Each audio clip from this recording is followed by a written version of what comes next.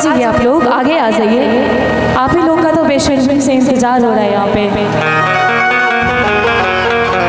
और ये है मेरी चांद की टुकड़ा, और ये है दोनों शेम मुखरा। पहचान में आ रहा है कि माही कौन है और मनीषा कौन है? नहीं आ रहा है ना, अभी आ जाएगा। लेकिन आप लोग का ड्रेस सेम है, तीनों का पता नहीं कहाँ से कॉम्बिनेशन लाए थे। अरे हम लोग बहन है, कॉम्बिनेशन पहले से ही तय रहता है। और कहना है क्या कि लाल लाल होठावा से और बरसे लाल लैया हो की रस चुवेला, हो की रस चुवेला, जैसे आमावा के मोजारा से रस चुवेला, हो की रस चुवेला, जैसे आमावा के मोजारा से रस चुवेला, हो की रस चुवेला। लाल लाल होठावा से, लाल लाल होठावा से बरसे लाल लैया हो की रस चुवेला, है की रस चुवेला, जैसे आमावा के मोजारा से रस चुवेला, हो की रस चुवेला, जैसे आमावा के मोजारा से रस चुवेला, हो की रस चुवेला।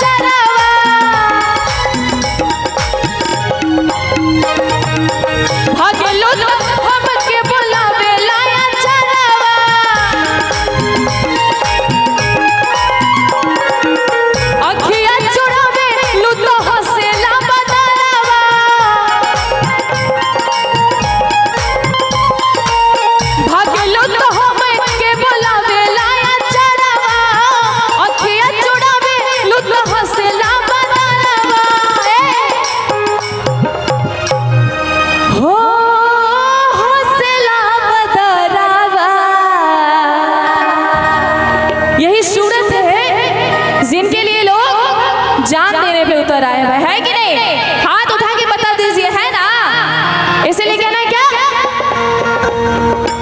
बैठ जा लोग और कहे के बाद कि जिया के जंजाल भइल अहै तोहरे सूरतिया डगर रोकेला, हो डगर रोकेला, जहाँ जाए वहाँ लोगवा डगर रोकेला, हो डगर रोकेला, जहाँ जाए वहाँ लोगवा डगर रोकेला, हो डगर रोकेला, जैसे अमावा के मोजारा से रस चुवेला, हो के रस चुवेला।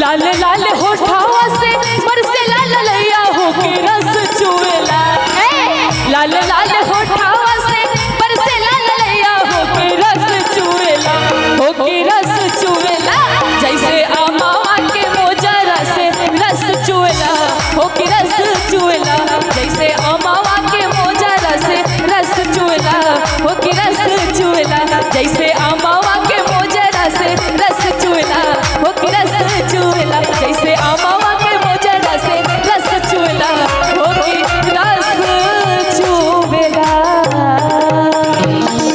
और मैं बहुत दिन से कोशिश कर रही थी, अगर ये दोनों चांद की टुकड़े मेरे साथ होती तो मैं भी। एक आवश्यक सूचना है। बिल्कुल।